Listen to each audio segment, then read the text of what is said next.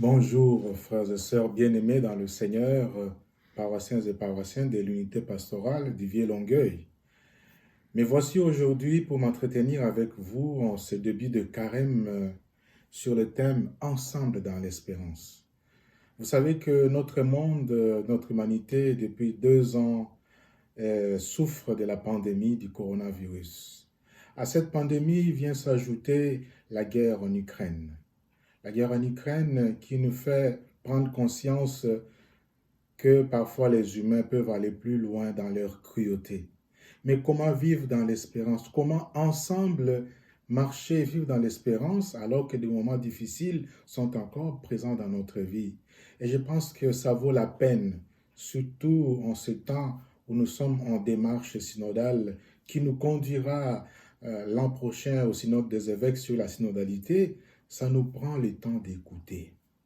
Écouter l'autre, écouter le cri de l'autre, écouter ce que l'autre dit avant d'entreprendre quoi que ce soit, avant de prendre une décision. Je pense que ça vaut la peine.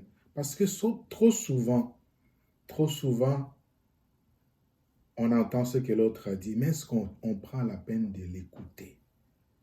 Les guerres aujourd'hui à travers le monde sont parfois la conséquence de la non-écoute des personnes, la conséquence de ne pas écouter l'autre dans ses cris, dans ses doléances, et ce qui arrive, le plus fort envahisse le plus faible.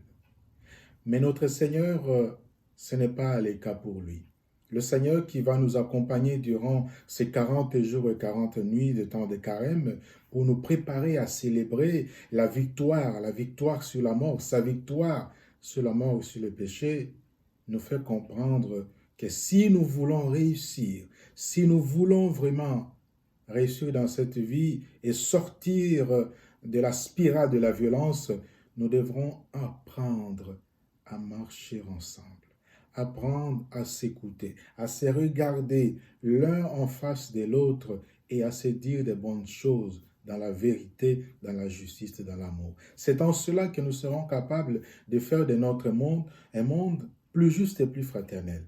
Un monde plus humain où il fait beau vivre, où chacune trouve sa place dans les concerts des nations, où chaque pays trouve sa place, comme je l'ai dit, dans les concerts des nations et où l'humanité vivra dans la paix. En ces temps, frères et sœurs, n'est-ce pas que c'est la paix que nous recherchons? C'est la paix que les Ukrainiens attendent en ce moment. Alors nous allons prier pour eux, pour que les Ukrainiens retrouvent la paix, mais que toute l'humanité aussi retrouve cette paix. Parce que s'il y a 2 nations qui se battent, il y a toujours ce qu'on appelle les dommages collatéraux. Souvent, on se dit, la guerre, ça leur appartient, mais un jour, tôt ou tard, les conséquences de la guerre vont nous atteindre. Alors, nous avons intérêt à faire en sorte que la paix réintègre l'humanité et que la guerre se termine pour le bien de l'humanité.